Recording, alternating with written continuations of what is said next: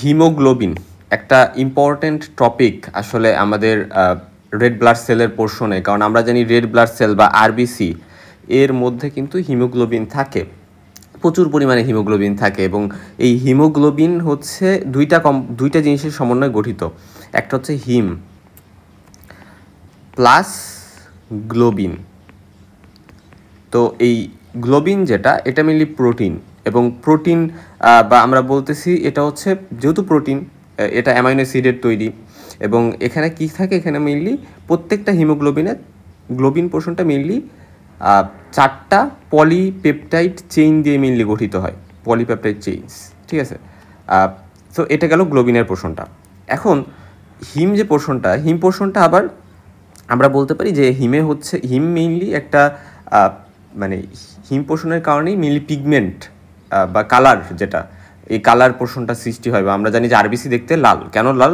কারণ হিমোগ্লোবিনের কারণে। হিমোগ্লোবিনের কিসের কারণে? হিমের কারণে। সো এটা একটা পিগমেন্ট সাবস্টেন্স, এটা মেনলি আয়রন, এখানে মেনলি আয়রন থাকে। আয়রনটা সবসময় আমরা মনে রাখবো যে ফেরাস ফর্মে থাকে, অর্থাৎ Fe2+ এই ফর্মটাতে থাকে ফেরাস, আর Fe3+কে আমরা বলি ফেরিক, সেই ফর্মে থাকে না। সো ফেরাস ফর্মে থাকে। পাশাপাশি এখানে পোরফাইরিন বা পাইরোল রিং থাকে। আচ্ছা, যাই হোক, এই বিষয় নিয়ে না আমরা একটু পরেই এখন জানবো, বাট আমি জাস্ট একটা বেসিক ধারণা দেওয়ার ট্রাই করলাম। তো হিমোগ্লোবিন খুবই ইম্পর্টেন্ট এই কারণে, কারণ আমাদের এই যে আমরা বলছি যে হিমোগ্লোবিনের একটা মেজর কাজ কি? মেজর কাজ হচ্ছে এরা অক্সিজেনকে লাং, মানে বাহির থেকে আমরা লাঙে নিলাম অক্সিজেন, কিসের মাধ্যমে?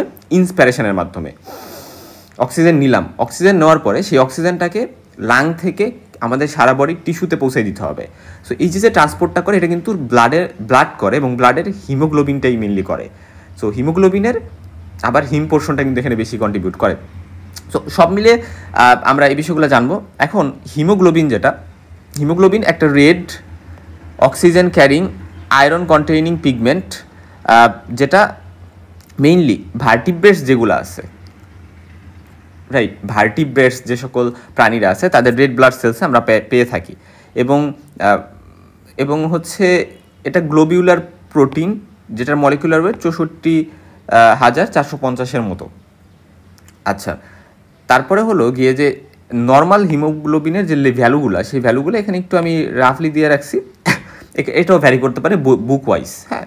সো দেখা যায় যে অ্যাট বার্থ তখন কিন্তু হিমোগ্লোবিন পরিমাণ খুব বেশি থাকে, এবং হিমোগ্লোবিনকে আমরা অবশ্যই গ্রাম পার ডেসিলিটার এভাবে কিন্তু প্রকাশ করি।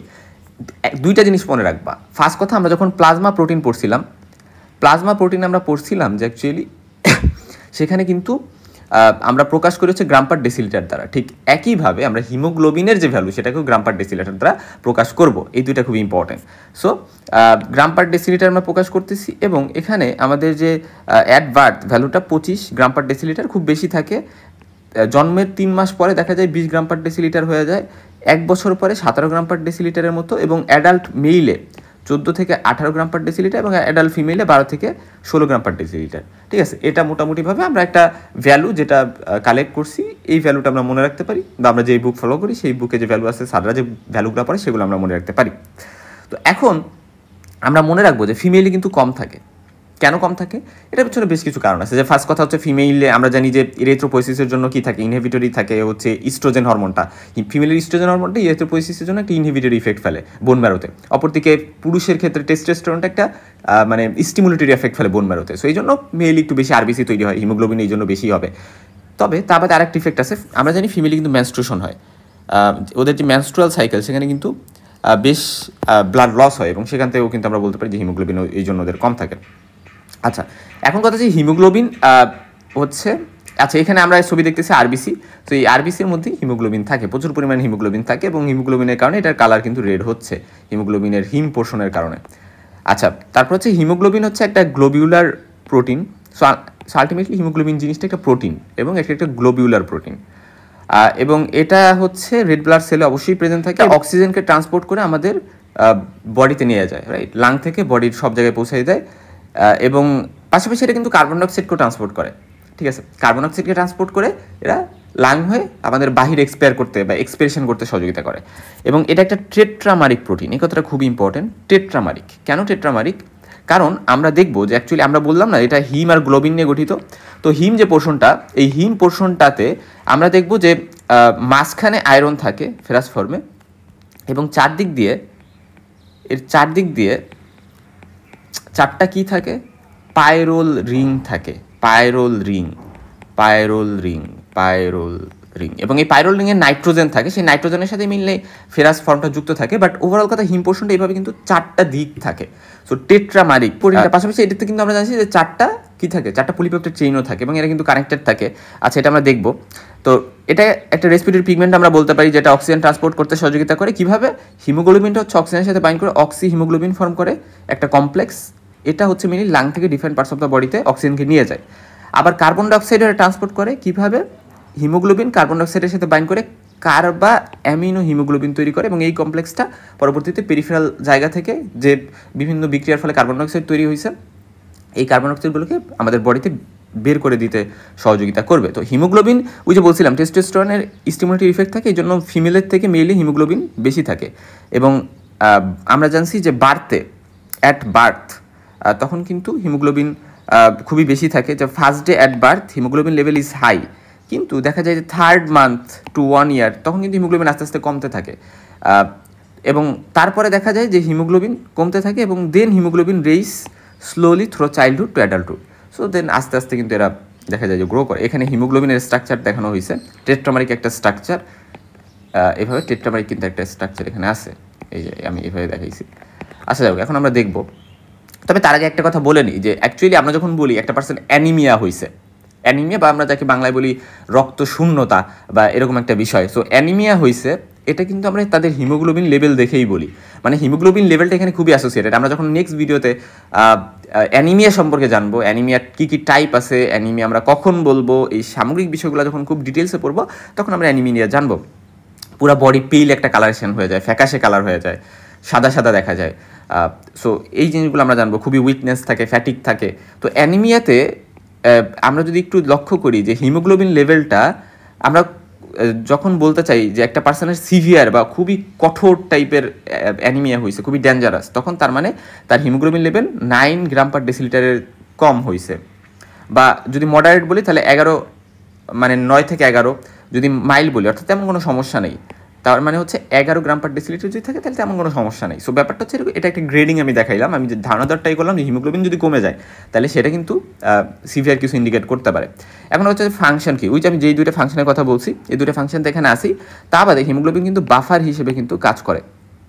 সো হিমোগ্লোবিন, প্লাজমা প্রোটিন, এগুলো কিন্তু বাফার হিসেবে কাজ করে, এবং যেটা অ্যাসিড বেস ব্যালেন্স মেনটেন্যান্সও সহযোগিতা করে। এই জিনিসগুলো আমাদের কাছে আরও ক্লারিফাইড হবে যখন আমরা বায়োকেমিস্ট্রিতে বাফার পড়বো, অ্যাসিড বেস ব্যালেন্স পড়বো, এই জিনিসগুলো তখন আরও ক্লারিফাইড হবে। এগুলো আমরা পড়বো, সমস্যা নেই, জাস্ট আমরা এই কথাগুলো আপাতত মনে রাখি। এবং এরা ভ্যারিয়াস পিগমেন্ট ফর্মেশনে সহযোগিতা করে, কারণ আমরা জানি যে হিমোগ্লোবিন যখন ভাঙে, হিমোগ্লোবিনের যে হিম পোর্শনটা এগুলো ভেঙে এক পর্যায়ে বিলিভার্ডিন করে, বিলিরুবিন করে, স্টারকোবিলিন করে, ইউরোবিলিন করে। সো এইগুলো সবই কিন্তু কি পিগমেন্টস বা কালারিং পিগমেন্টস। তো এখানে আমরা বেশ কিছু পয়েন্টস একটু মনে রাখবো যে হিমোগ্লোবিন, কি পয়েন্টস মনে রাখবো যে হিমোগ্লোবিনের যে অ্যাফিনিটি সেটা কার্বন ডাইঅক্সাইড এর প্রতি কিন্তু 20 টাইমস মোর দেন অক্সিজেন। অর্থাৎ ওই যে অক্সি হিমোগ্লোবিন এরা ফর্মেশন তো করে, বা কার্বামিনো হিমোগ্লোবিনও এরা ফর্মেশন করে, কিন্তু কার্বামিনো হিমোগ্লোবিন ফর্মেশন করার টেন্ডেন্সি এদের 20 টাইমস মোর, বা এরা 20 গুণ বেশি কার্বন ডাইঅক্সাইডের প্রতি একটা অ্যাফিনিটি কিন্তু থাকে। এবং আমরা পরে দেখব কার্বোমনোঅক্সাইড যেটা CO, এই কার্বন মনোঅক্সাইডের প্রতি এদের affinity 200 times more most possibly. So ultimately যেগুলো খারাপ জিনিস সেগুলোর প্রতি অ্যাফিনিটি বেশি কিন্তু। এবং এক মলিকিউল অফ হিমোগ্লোবিন 4টা মলিকিউল অফ অক্সিজেন কন্টেইন করে। ওই যে আমি বলছিলাম না যে এখানে আয়রন থাকে, Fe2+ থাকে, রাইট? তো দেখা যায় যে আমাদের Fe2+ এর ক্ষেত্রে না 4টা Fe2+ থাকে, এবং এই 4টা Fe2+ এর সাথে মেনলি 4টা অক্সিজেন কিন্তু এখানে থাকবে। সো মানে প্রত্যেকটা মলিকিউলসে, হিমোগ্লোবিনের মলিকিউলস, এবং 1 গ্রাম হিমোগ্লোবিন যখন ফুললি বাইন্ড করে ফেলে অক্সিজেনের সাথে, মানে হিমোগ্লোবিন যখন ফুললি স্যাচুরেটেড, এটা অক্সিজেনের সাথে বাইন্ড করছে কমপ্লিটলি, তাহলে দেখা যায় যে এটা 1.34 ml অক্সিজেনের সাথে বাইন্ড করছে। সো এই নাম্বারটা একটু আমরা মনে রাখতে পারি। আচ্ছা, তারপর হচ্ছে হিমোগ্লোবিন। এখানে হিমোগ্লোবিন আমরা জানি কই থাকে, রেড ব্লাড সেলের মধ্যে থাকে, ব্লাড সেলের মধ্যে থাকে। কিন্তু এটা যদি প্লাজমাতে থাকতো তাহলে কি ডিসঅ্যাডভান্টেজ ছিল, তাহলে ব্লাডের ভিসকোসিটি বেড়ে যেত, সান্দ্রতা বেশি বেড়ে যেত, এবং এখানে অসমোটিক প্রেশারও বেড়ে যেত, এবং অসমোটিক প্রেশার বাড়লে তো অনেক ঝামেলা। অসমোটিক প্রেশার বাড়লে কী হয়, ইডিমা হয়। আচ্ছা, তারপর হচ্ছে দেখা যায় যে আরবিসি তাড়াতাড়ি ডিস্ট্রাকশন হয়ে যায়, তো 120 দিন হওয়ার আগেই দেখা যাচ্ছে আরবিসি ধ্বংস হয়ে যাচ্ছে। তারপরে কি হিমোগ্লোবিন ইউরিয়া হইতো, অর্থাৎ ইউরিন দিয়ে হিমোগ্লোবিন বা ব্লাড পাস হইতো। সো এই জিনিসটা খুবই মানে কিন্তু ডেঞ্জারাস, ইউরিন দিয়ে পাস হচ্ছে অর্থাৎ কিডনির মাধ্যমে। আচ্ছা, তারপরে হিমোগ্লোবিনের স্ট্রাকচারটা আমরা একটু দেখব। সাধারণত দেখা যায় যে দ্য মেইন টাইপ হিমোগ্লোবিনের আবার টাইপ আছে, এই জিনিস আমরা আমাদের স্লাইডে পরবর্তী অংশে তো দেখবই। বাট হিমোগ্লোবিন যে মেইন টাইপটা সেটা মেইনলি দুইটা চেইন, আলফা এবং বিটা, এই পলিপেপটাইড চেইন দ্বারা কিন্তু গঠিত। আচ্ছা, আলফা বিটা পলিপেপটাইড চেইন দ্বারা গঠিত। ওই যে গ্লোবিন পোর্শনটা তো পলিপেপটাইড দ্বারাই গঠিত হয়, তো এগুলো কি পলিপেপটাইড চেইন দ্বারা গঠিত। দুইটা আলফা থাকে, দুইটা বিটা থাকে, ব্যাপারটা এরকম, টোটাল 4টা, তো এভাবে গঠিত। এবং ইচ পলিপেপটাইড চেইন হচ্ছে, প্রত্যেকটা পলিপেপটাইড চেইনে কি থাকে, হিম গ্রুপ থাকে, হিম গ্রুপ অ্যাটাচ থাকে। তাহলে 4টা পলিপেপটাইড চেইন, 4টা পলিপেপটাইড চেইনে 4টা হিম গ্রুপ অ্যাটাচ থাকতেছে। তো আলফা সাবইউনিট যেটা, এটাতে 141টা অ্যামিনো অ্যাসিড থাকে, অর্থাৎ 141টা অ্যামিনো অ্যাসিড মিলে আলফা সাবইউনিটটা গঠন করে। বিটা সাবইউনিটটা যেটা, এটাতে 146টা অ্যামিনো অ্যাসিড রেসিডিউস বা অ্যামিনো অ্যাসিড যেটা সেটা থাকে, এবং সেটা মিলে আমার বিটা ইউনিট গঠন করতেছে। তো হিম গ্রুপ যেটা, এটা হচ্ছে আয়রন কন্টেনিং, অর্থাৎ প্রত্যেকটা হিম গ্রুপে কিন্তু আয়রন থাকে। তো এবং এই আয়রন থাকার পাশাপাশি আমরা জানছি যে এই হিম গ্রুপগুলো কিন্তু আবার মানে 4টা পলিপেপটাইড চেইন, 2টা আলফা 2টা বিটা, প্রত্যেকটার সাথে হিম গ্রুপ আছে এবং প্রত্যেকটা হিমের সাথে আয়রন আছে। তার মানে কি 4টা আয়রন, এবং 4টা আয়রন ওই জায়গায় 4টা অক্সিজেন বাইন্ড করবে। সো এইভাবে আমাদের মনে রাখতে হবে। আমি এখানে আবার ওই সেম জিনিসগুলো দেখেছি। হিমোগ্লোবিন একটা গ্লোবিউলার প্রোটিন মলিকিউল, যেটাতে 4টা সাবইউনিট থাকে, প্রত্যেকটা সাবইউনিটে হিম গ্রুপ বা ময়েটি যুক্ত থাকে প্রত্যেকটা পলিপেপটাইড চেইনে। এবং হিমোগ্লোবিন যেটা, এটা তাহলে ওই যে একটা প্রোটিন যেটা হচ্ছে গ্লোবিন, এটার পাশাপাশি একটা আয়রন কন্টেনিং পিগমেন্ট যেটাকে আমরা হিম বলতেছি, এটা এর সমন্বয়ে গঠিত। এবং আয়রন কন্টেনিং যে পার্ট বা হিম, সেটাকে আমরা পোরফাইরিন ডেরিভেটিভ বলতেছি। এবং আমরা যদি তারপরে একটু আসি যে আমরা এই কথাগুলো বলে আসি সব, এবং ডেল্টা চেইনও থাকতে পারে হিমোগ্লোবিন। আমরা বলছি নর্মাল টাইপের কথা বললাম যে আলফা বিটা থাকবে, 2টা আলফা চেন 2টা বিটা চেন, বাট এমনও হতে পারে যে 2টা আলফা চেন আছে 2টা ডেল্টা চেন আছে, সো বিটা চেন নাই। তাহলে এই যে ডেল্টা চেন কিন্তু 10টা অ্যামাইনো অ্যাসিডের মানে 10টা অ্যামাইনো অ্যাসিডের সমন্বয়ে গঠিত না। এখানে কি বলছে যে delta chain have 10 amino acid residues that differ from those in the beta chain, অর্থাৎ ডেল্টা চেইনে এমন 10টা অ্যামাইনো অ্যাসিড আছে যেই 10টা অ্যামাইনো অ্যাসিড বিটা চেইনে নাই। সো এরকম একটা বিষয় এখানে ইন্ডিকেট করছে। হ্যাঁ, সো এই জিনিসটা আমাদের মাথায় রাখতে হবে। এবং গামা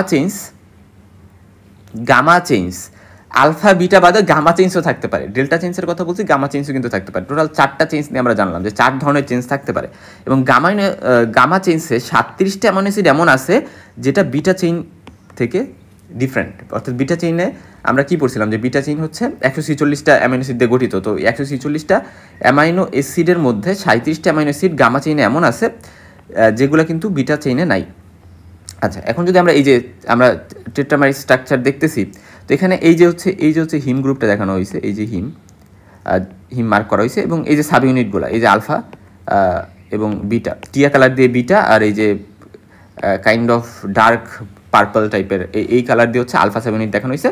এবং এইগুলার মধ্যে কিন্তু প্রত্যেকটার সাথে এই যে একটা, আচ্ছা আমি যদি অন্য কালার দিয়ে একটু দেখাই, এই যে একটা হচ্ছে টেট্রামারিক বলছি না, যে 4টা কোণা থাকবে, একটা কোণা 2টা কোণা 3টা 4টা, সো 4টা পার্ট, এবং 4টা পার্টে প্রত্যেকটা জায়গায় 4টা পলিপেপটাইড চেইন আছে, এবং আচ্ছা আমি এই কালার দিয়ে দেখাই, একটা পলিপেপটাইড চেইন, 2টা 3টা 4টা, এবং 4টা পলিপেপটাইড চেইনের প্রত্যেকটা জায়গায় কিন্তু এই যে হিম যুক্ত আছে, এখানে হিম যুক্ত আছে, হিম ময়েটি থাকছে, এবং এই হিম কিন্তু যুক্ত আছে, এবং প্রত্যেকটা হিমের সাথে আয়রন আছে, এবং প্রত্যেক জায়গায় আয়রনের জায়গায় ওই জায়গায় অক্সিজেন লাগতেছে। সো 4টা অক্সিজেন কিন্তু একটা হিমোগ্লোবিনের সাথে বাইন্ড করতে পারে। সো এখানে সেই কথাগুলোই কিন্তু এখানে বলা হয়েছে। আচ্ছা, তারপর আমরা চলে যাচ্ছি যে এবং এখানে ইম্পর্টেন্ট কথা, যেখানে আয়রন কিন্তু সবসময় ফেরাস ফর্মে থাকবে, রাইট, ফেরাস, এই জিনিসটি ইম্পর্টেন্ট। এবং কার্বনিক অ্যানহাইড্রেস নামে একটা এনজাইম কিন্তু আরবিসিতে থাকে, যেটা কার্বন ডাইঅক্সাইড ট্রান্সপোর্টে কিন্তু সহযোগিতা করে। সো এই কীভাবে করে এগুলো আমরা যখন ওই যে ট্রান্সপোর্ট অফ গ্যাসেস পড়বো কোন জায়গায়, রেসপিরেটরি ফিজিওলজি, রেসপিরেটরি ফিজিওলজিতে আমরা যখন পড়বো তখন খুব ভালো করে এই বিষয়গুলো জানবো। আচ্ছা, সেই জায়গায় আমরা আরেকটা টার্ম জানবো যে অক্সিজেন হিমোগ্লোবিন ডিসোসিয়েশন কার্ভ নামে একটা কার্ভ থাকে, সেটা রাইটে শিফট করে কখন, লেফটে শিফট করে কখন, এরকম টার্মগুলো এখন মাথার মধ্যে ঢুকানোর দরকার নেই। তবে এরকম একটা জিনিস আছে, এরকম একটা কার্ভ আছে, যে কার্ভটা আমরা কই পড়বো, আমরা হচ্ছে রেসপিরেটরি ফিজিওলজিতে পড়বো। সেই জিনিসগুলো আমি বলে গেলাম। আচ্ছা, তো এখানে যে কথাগুলো বলছি সেগুলোই বারবার এখানে রিপিট করা হয়েছে, এবং আমি এখানে বেশ কিছু কথা দেখো যে হিমোগ্লোবিন কিন্তু গ্লোবিউলার প্রোটিন, এই জিনিসটা ইম্পর্টেন্ট, যেটার শেপ কেমন গ্লোবিউলার, এটা জিজ্ঞেস করে বলতে হবে, গ্লোবিউলার টেট্রামারিক। আচ্ছা, তারপর হচ্ছে ম্যাচিউর আরবিসি যেগুলো, সেগুলো কিন্তু হিমোগ্লোবিন সিনথেসিস করে না, কিন্তু ইমম্যাচিউরগুলো কিন্তু হিমোগ্লোবিন সিনথেসিস করে।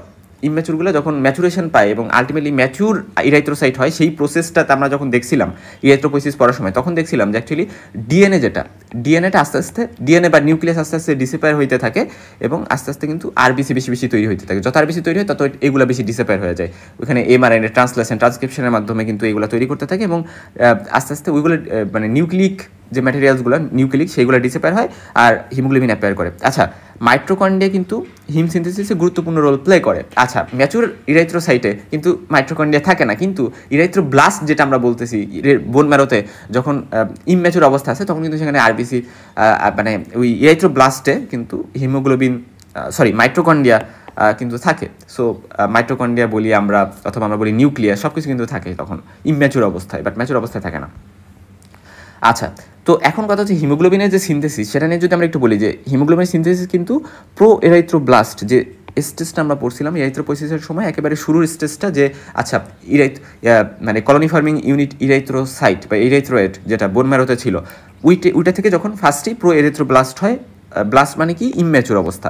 সো এই স্টেজে যখন আসে তখন থেকে হিমোগ্লোবিন অ্যাকচুয়ালি সিনথেসিস হওয়া শুরু করে, এবং হিমোগ্লোবিন ইন্টারমিডিয়েট যে নর্মোব্লাস্ট ছিল সেখানে মেইনলি অ্যাপেয়ার করে, এবং প্রোডাকশন অফ হিমোগ্লোবিন কিন্তু কন্টিনিউ করে রেটিকুলোসাইট পর্যন্ত, এটা কন্টিনিউ করতে থাকে, এবং যখন ম্যাচুর হয়ে যায় তখন আর এটা কিন্তু প্রোডাকশন হয় না। এবং হিম পোষণ যেটা, এটা হচ্ছে মাইটোকন্ড্রিয়াতে সিনথেসাইজড হয়, অর্থাৎ মাইটোকন্ড্রিয়া থাকে ইরাইথ্রোব্লাস্টে, সেই মাইটোকন্ড্রিয়া থেকে মেনলি এটা সিনথেসাইজড হয়। এবং প্রোটিন পার্ট যেটা, এটা হচ্ছে গ্লোবিলিন পার্টটা মেনলি রাইবোসোম, যেটা রাইবোসোম থেকে কিন্তু সিনথেসাইজড হবে। এটা আমরা জানি যে অ্যাকচুয়ালি প্রোটিন তো ট্রান্সক্রিপশন এইভাবেই তো প্রোটিন সিনথেসিস হয়। সো পলিপেপটাইড চেইনগুলো কিন্তু এভাবেই কিন্তু রাইবোসোমে সিনথেসাইজ হচ্ছে। তো পলিপেপটাইড চেইন নিয়ে আমরা বলে আসছি। তো এখানে আরও দুইটা নতুন জিনিস আমরা পাচ্ছি, যে অ্যাডাল্ট হিমোগ্লোবিন আর ফিটাল হিমোগ্লোবিন। সো এই দুই টাইপের হিমোগ্লোবিন আমরা পাই। অ্যাডাল্ট হিমোগ্লোবিনে দুইটা আলফা চেইন থাকে আর দুইটা বিটা চেইন থাকে। ফিটাল হিমোগ্লোবিনে দুইটা আলফা চেইন থাকে, দুইটা গামা চেইন থাকে। সো এই জিনিসটা ইম্পর্টেন্ট। এখন কথা হচ্ছে হিমোগ্লোবিন কীভাবে সিনথেসাইজ হয়। ফার্স্টে ওই প্রো এরিথ্রোব্লাস্টে বা আমরা বলতে পারি ইরাইথ্রোব্লাস্টে কী হয়, যে মাইটোকন্ড্রিয়া থাকে। আমি বলতেছি ম্যাচুর আরবিসিতে মাইটোকন্ড্রিয়া থাকে না, বাট ইমম্যাচুর অবস্থায় যখন থাকে তখন সেখানে তো মাইটোকন্ড্রিয়া থাকে। তো সেই মাইটোকন্ড্রিয়ার মধ্যে সাকসিনাইল কো এর দুইটা এনজাইম, মানে সাকসিনাইল কো এনজাইম, এইগুলো হচ্ছে এনজাইম। সো এই এনজাইম এবং দুইটা গ্লাইসিন হচ্ছে অ্যামাইনো অ্যাসিড। সো এই দুইটা গ্লাইসিন এবং দুইটা সাকসিনাইল কো মিলে পাইরোল রিং ফর্মেশন করে। সো পাইরোল রিং ফর্মেশন করে, এবং 4টা পাইরোল রিং মিলে এরা কী করে, প্রোটোপোরফাইরিন 9 এইটা ফর্মেশন করে। এবং এই প্রোটোপোরফাইরিন 9 ফেরাস যে ফর্ম আছে আয়রনের, সেটার সাথে যুক্ত হয়, এবং এরা হচ্ছে হিম পার্টটা ফর্মেশন করে। সো এটা হচ্ছে মাইটোকন্ড্রিয়াতে এই ফর্মেশনটা হইল। সো এতটুকু হচ্ছে মাইটোকন্ড্রিয়াতে ফর্মেশন হইল। এরপরে এটা চলে আসতেছে কোথায়, রাইবোসোমে। সো রাইবোসোম কী করতেছে, রাইবোসোম হচ্ছে গ্লোবিন ফর্মেশন করতেছে, 4টা পলিপেপটাইড চেইন এখানে মিলে গ্লোবিন ফর্মেশন করে, এবং এই হিম আর গ্লোবিন মিলে পরবর্তীতে হিমোগ্লোবিন কিন্তু ফর্মেশন করতেছে।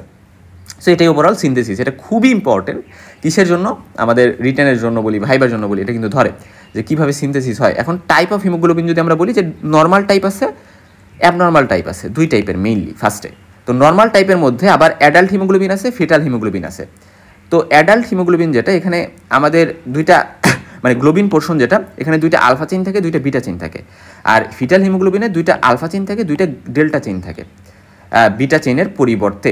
সো এই জিনিসটা ইম্পর্টেন্ট। আরেক ধরনের চেইন আছে গামা চেইন, সেটা আমরা পড়বো পরবর্তীতে। তো অ্যাডাল্ট হিমোগ্লোবিনের মধ্যে আরেকটা টাইপ আছে, যেটা হচ্ছে হিমোগ্লোবিন A2। অ্যাডাল্ট হিমোগ্লোবিনকে আমরা বলতেছি হিমোগ্লোবিন A, আর এ বা A1। আর যেটা হচ্ছে অ্যাডাল্ট হিমোগ্লোবিন অন্য একটা টাইপ, যেটাকে আমরা বলতেছি মাইনর অ্যাডাল্ট টাইপ। এই মাইনর অ্যাডাল্ট টাইপে হচ্ছে হিমোগ্লোবিন A2 আমরা বলি, এবং এটাতে কি থাকে, দুইটা আলফা চেইন থাকে এবং দুইটা ডেল্টা চেইন থাকে। সো এখানে ডেল্টা চেইনটা চলে আসলো। সো এইগুলো আমরা কনফিউজ করবো না, আমরা এই ডিফারেন্সগুলো মনে রাখবো। তো এখানে ইম্পর্টেন্ট আরেকটা কথা আমি বলি যে এই যে ডিফারেন্ট টাইপের হিমোগ্লোবিন আমরা পাচ্ছি, এই ডিফারেন্ট টাইপের হিমোগ্লোবিন কিন্তু গ্লোবিনের জন্য পাচ্ছি, হিমের জন্য না। অর্থাৎ গ্লোবিনের ডিফারেন্স থাকতেছে, পলিপেপটাইড যে চেঞ্জ থাকতেছে সেই চেঞ্জে ভ্যারিয়েশন হইতেছে। আলফার সাথে বিটা থাকতেছে, অথবা আলফার সাথে ডেল্টা থাকতেছে, অথবা আলফার সাথে গামা থাকতেছে।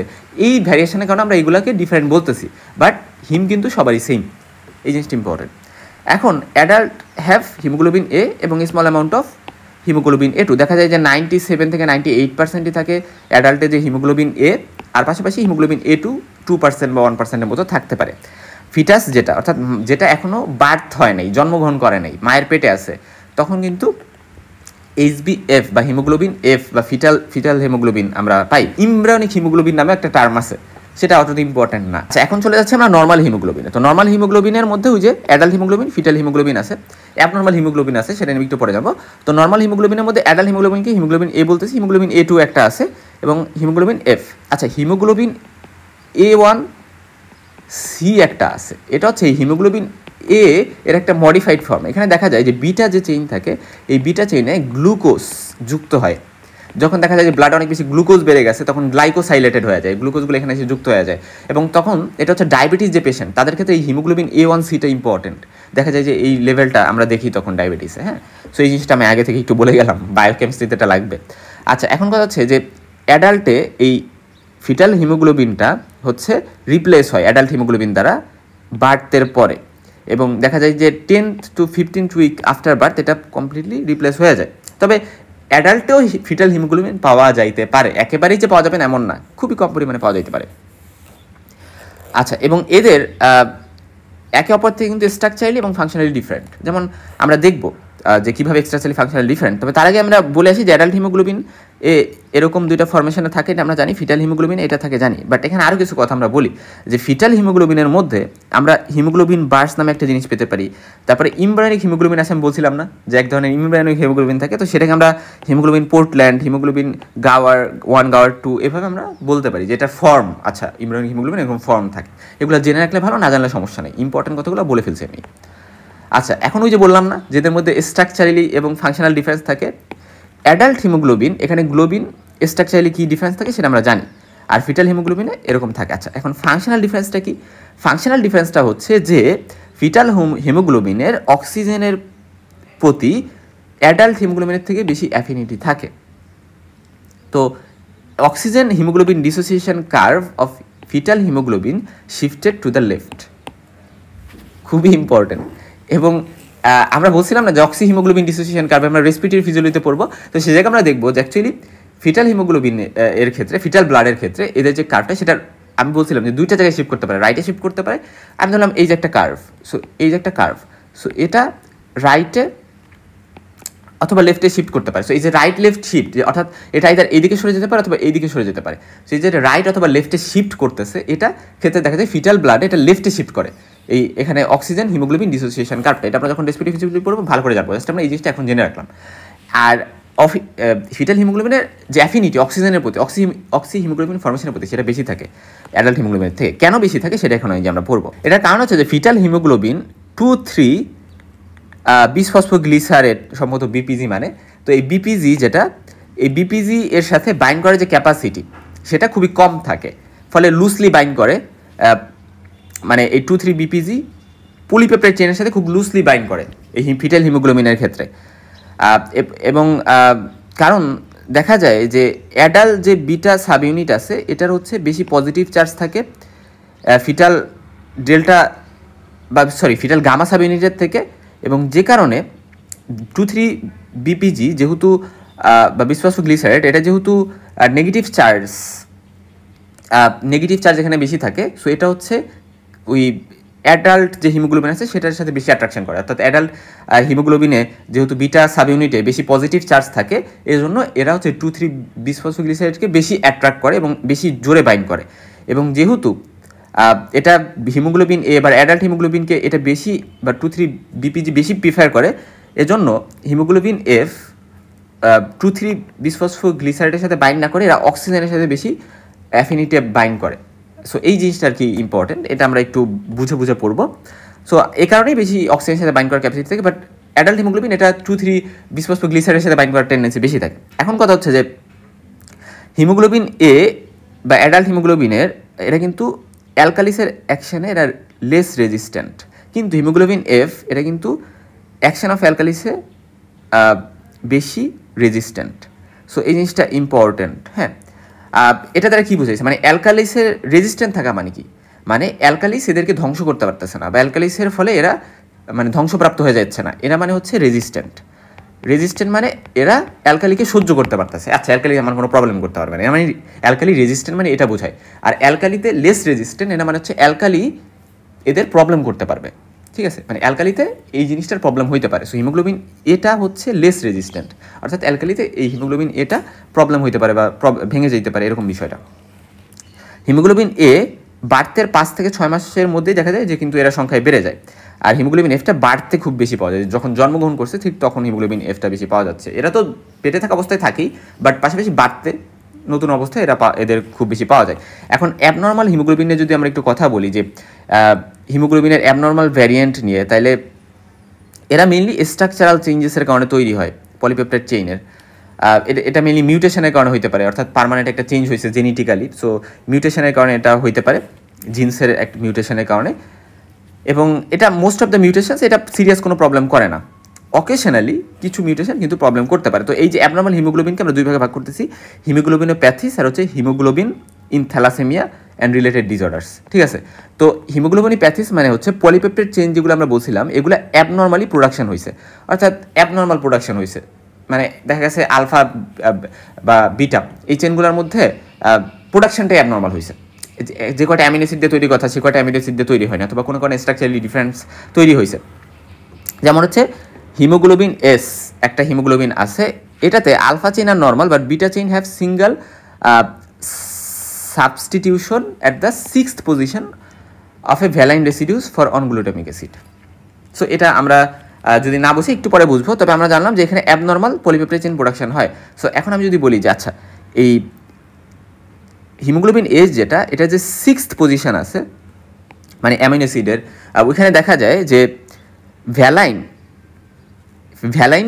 যে ভ্যালাইন একটা অ্যামিনো অ্যাসিড। সো এই অ্যামিনো অ্যাসিডটা আমরা জানি অ্যামিনো অ্যাসিডের সমানে প্রোটিন তৈরি হয়। সো এই অ্যামিনো অ্যাসিডটাকে রিপ্লেস করছে গ্লুটামিক অ্যাসিড 6th পজিশনে, বিটা চেইনের 6th পজিশনে।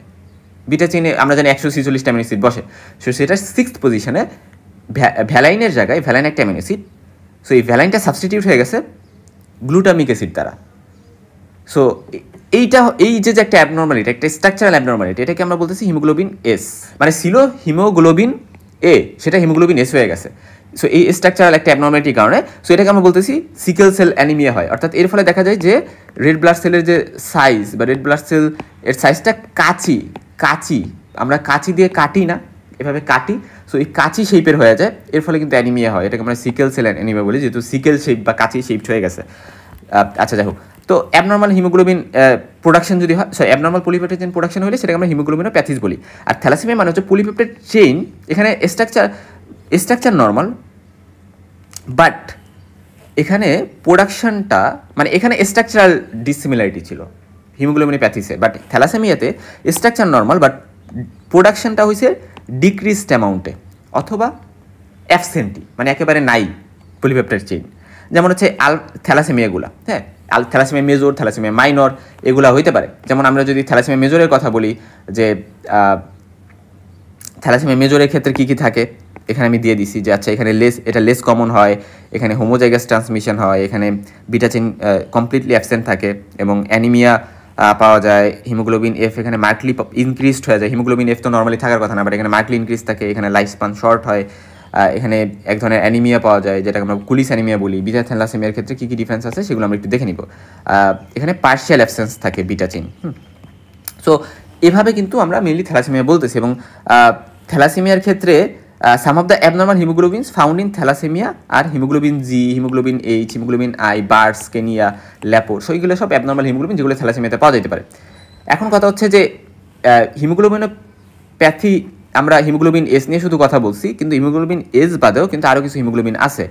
যেগুলো মানে স্ট্রাকচারাল প্রবলেমের কারণে হইতে পারে, যেমন haemoglobin C, haemoglobin E, haemoglobin M, এগুলো আমি ডিটেলস এখানে বললাম না, আমি এখানে স্লাইড দিয়ে দিছি, স্ক্রিনশট দিয়ে একটু পড়ে নিও, হ্যাঁ, কারণ টাইম শর্ট, এত লং ভিডিও আমি করতে চাই না, আমি শর্ট ভিডিওতে শেষ করতে চাই।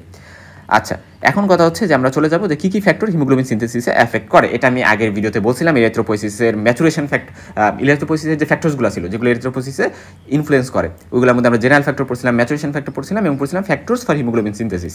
তো এটাতে আমরা ফার্স্ট ক্লাস প্রোটিন নিয়ে জানছিলাম, আয়রন নিয়ে জানছিলাম, কপার নিয়ে জানছিলাম, কোবাল্ট অ্যান্ড নিকেল এবং ভিটামিনস, এগুলো জিজ্ঞেস করতে পারে যে হিমোগ্লোবিন সিনথেসিস হইতে হইলে কী কী ফ্যাক্টর অবশ্যই লাগবে।